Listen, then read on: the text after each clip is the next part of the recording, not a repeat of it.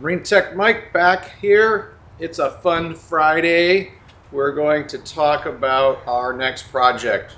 What are we going to refit, repower, do at the Marine Technology Center? King's Pride rolled out, and so we've got an open space, and we always like to have some sort of a project going on.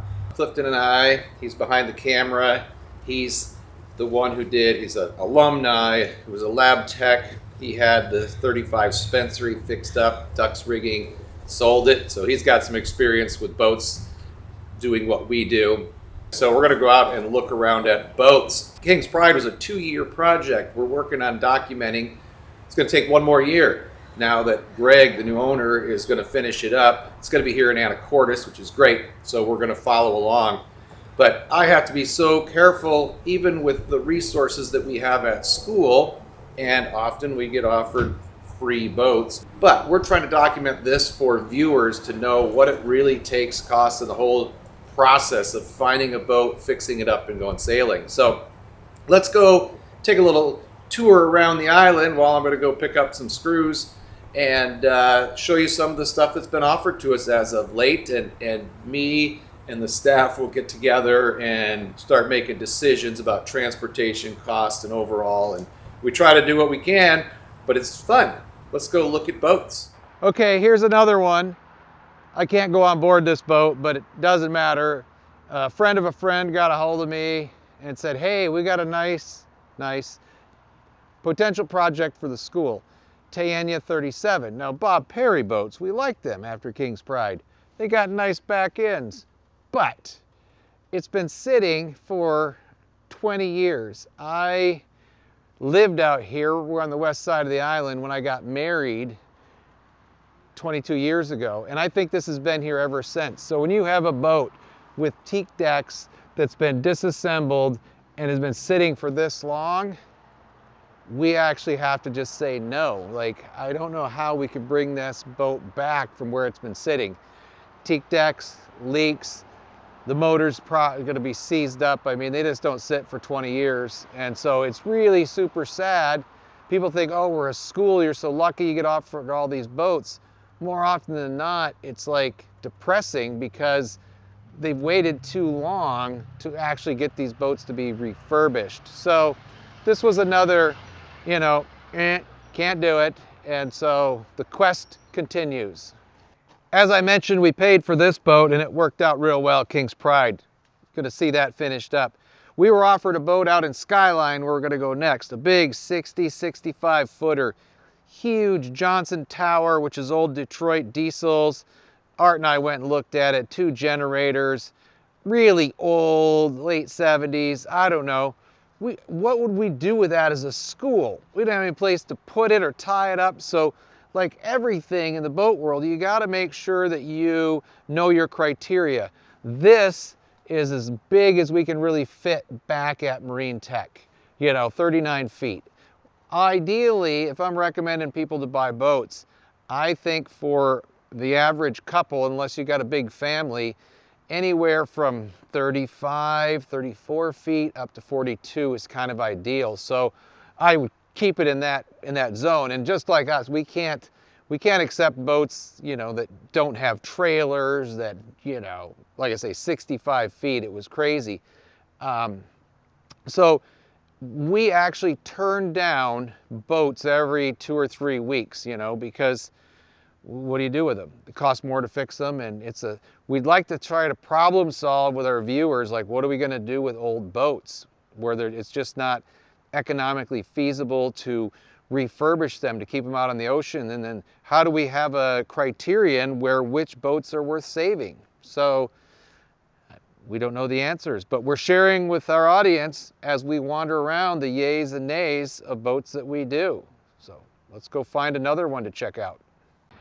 So first of all, some of the criteria, you got to remember we're a community college with a tiny, tiny budget.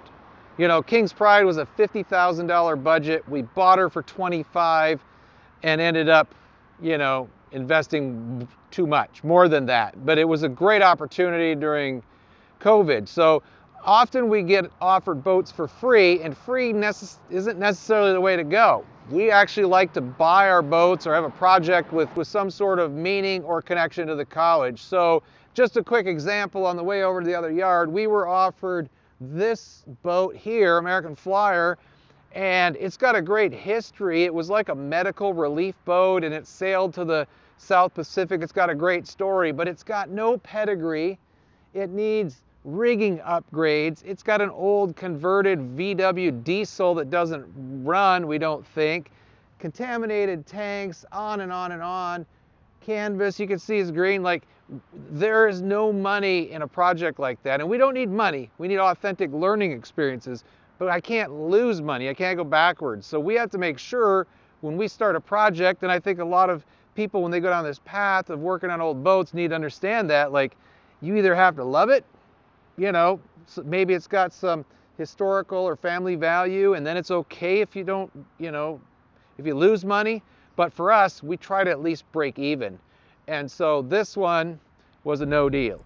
It is a good problem to have as we drive around, looking at boats, trying to decide what's next. I mean, boats are the dreams. That's what we do.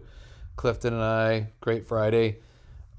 We do, the most distance we traveled is like 5 miles for that Tayanya. Most everything is within blocks of our school. And how fortunate are we to have this vast resource and boat yards and support of our community as we train new technicians.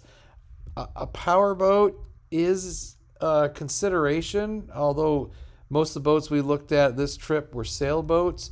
We do have a rigging class, so we like to have sailboats because it incorporates that class, but it doesn't matter. Powerboats like this one, holy crow, let's take a look. What is this?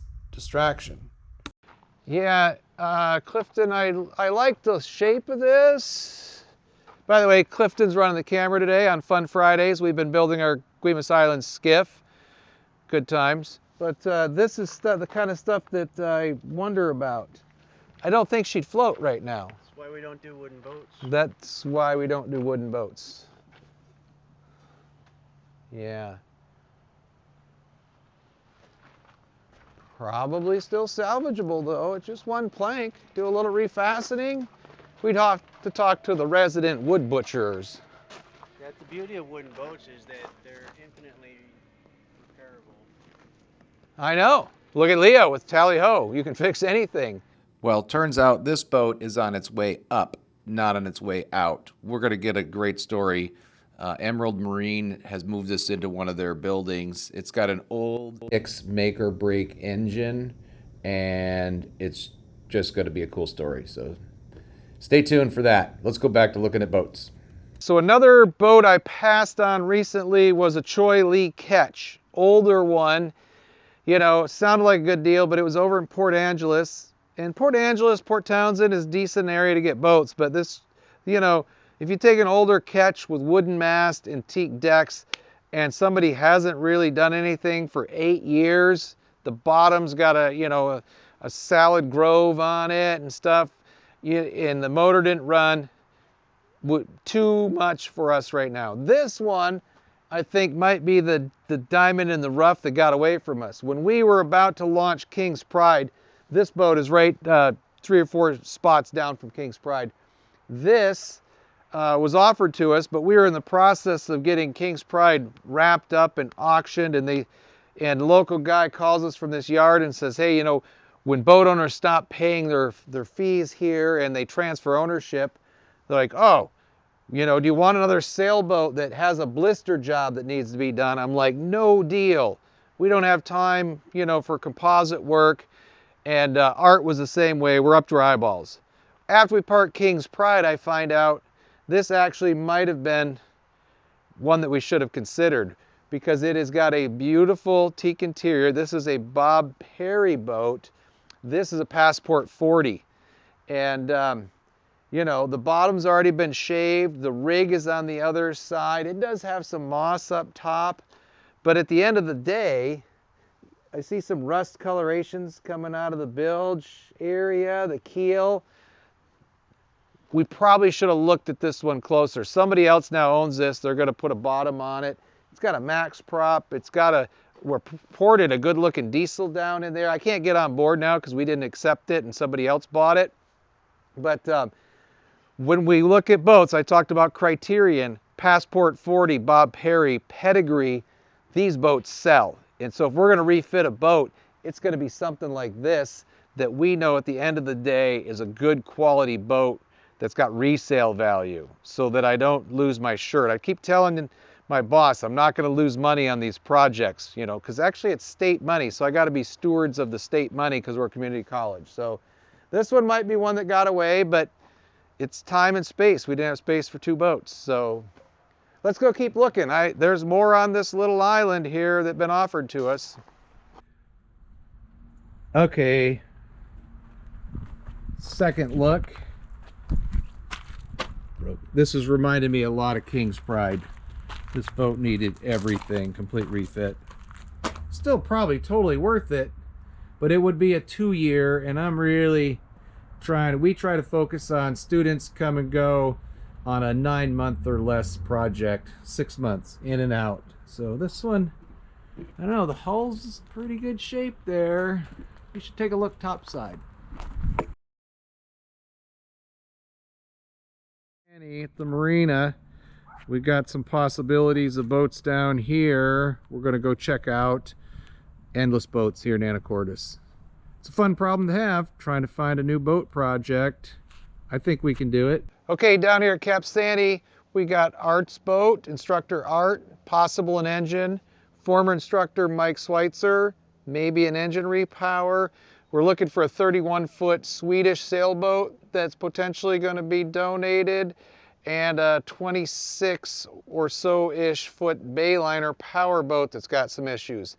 The sailboat and the powerboat, the Bayliner, they got a lot of issues. Probably not a marine tech project, but one of these repowers has piqued my interest. So we might have to go interview those 2 guys and talk a little bit more about what they want done. Instead of a full-on refit, maybe we just do a repower for the Skallywags next project. Well, that was certainly a fun look around at some of the boats that have been offered for free. And as you can see, most of them well beyond thumbs down. We're not going to be accepting those. I mean, just the cost of moving them, and they've been sitting for too long, and that's often the problem with boats. And so we really need to think about what's next, and probably looking a little harder at a budget, because free boats don't seem to be the way to go, and maybe purchasing a boat. But it's always worth looking. We have found some really nice diamonds in the rough, and so we'll keep kicking boat stands. Plenty of boats here in Anacortes, as you saw, and even over in Port Townsend or La Conner. We got other little stomping grounds that are really close by and would be great.